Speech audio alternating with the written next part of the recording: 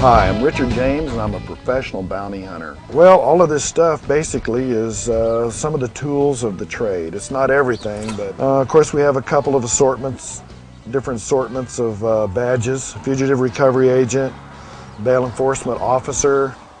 It's got IDs on the back. I also carry a gold shield from when I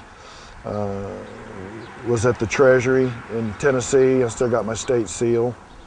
It's a special investigator's identification with a badge number that was assigned to me. You've got, standard issued handcuffs. This is actually the first pair I ever had. I've had them for about 27 years. And they come in different makes and brands. I prefer HWCs. That's my favorite. I don't like Smith & Wesson, but that's just my choice. We've got leg shackles. These are a lot of fun. Had a guy that was so big that one time, well, actually a couple of times in my career, where I had to use these as handcuffs because their wrists were so big and they were so broad at the shoulders and arms they couldn't put their hands back, so we had to use these. Some officers carry 3X handcuffs. These are standard, but you can get them larger. These are just as good. They give you the links that you need for between the two wrists. They're generally used for legs, so the person can't run. We have transport belts.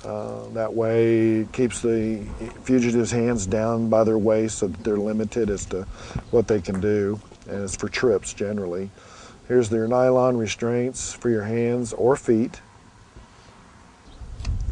We've got different types of pepper sprays. I don't really use pepper anymore. In Texas, the oleocapsum resin that's in it is not real good on the Hispanic community. They're already got that in their system, so they've had to up that to a larger percentage of pepper.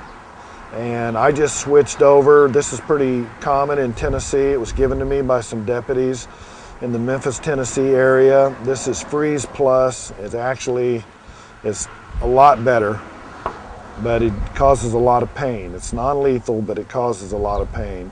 I only use it if we have to. This is Punch. This is what's used when you throw it into a building. You can't stay in there after it's completely dispersed. It will dry. You can't. There's no way. You can't breathe. You can't see. You just get out of the building. This is bear spray.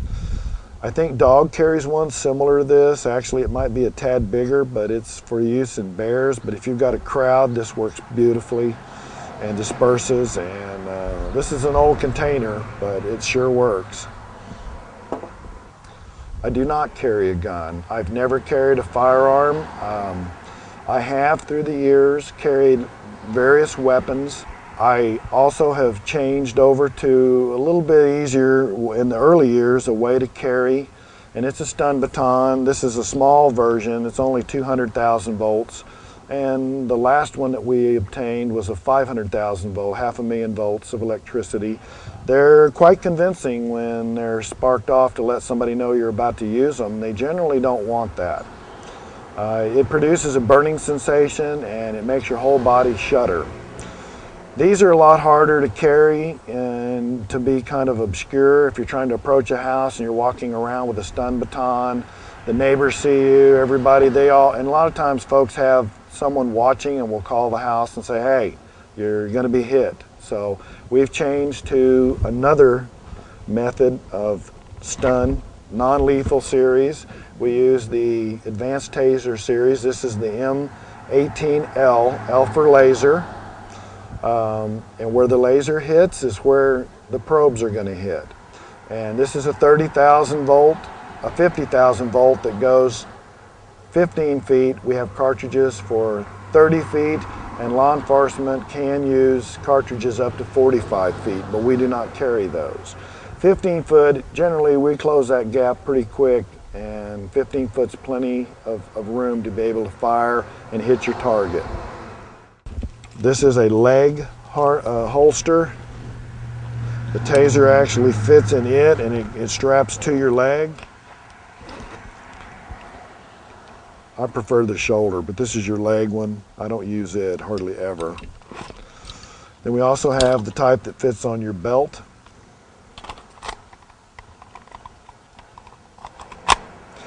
And it stays right on your belt, and It's quick, easy access.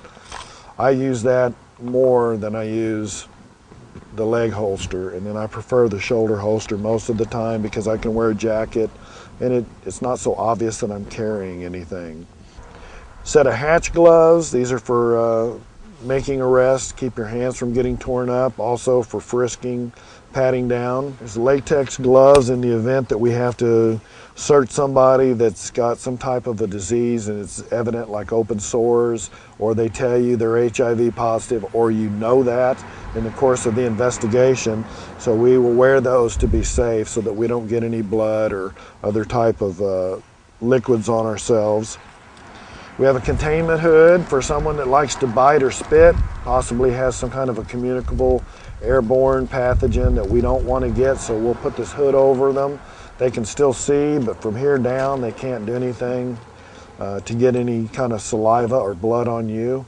Got a scanner for metal, for weapons, in case I need to pat. Usually it's for women, because we don't generally pat women down because of the liability issue, but we will wand them, or if we have somebody that we're just checking, we can wand them and see what kind of metal they have on them. Of course, we have your standard stingers, flashlights are rechargeable. Here's the stun baton, as mentioned before. Let's see. Oh, in a pinch, I also, if I'm out and I can't get to plug in for my cell phone, I have solar chargers for the cell phones, so that way we can keep them working. And we also have a portable lie detector. It's called more accurately an emotion reader, and it can tell you if the person is being truthful or not due to the emotional stress and strain out of their voice. And it's very effective. It works real well. I've used it a few times, and I can tell people, I can look at it and tell them, so, well, you're lying to me. Of course, then they know they're lying, so of course they look at you like, you know, I said, hey, it tells me you're lying, you're lying. So finally they're just like, well, I can't lie now. So they go ahead and either they're going to deny and say, I'm not going to tell you anything further, or they just tell you the truth. But at least it's another tool that we have to kind of help level the playing field about truth and honesty when you're asking questions.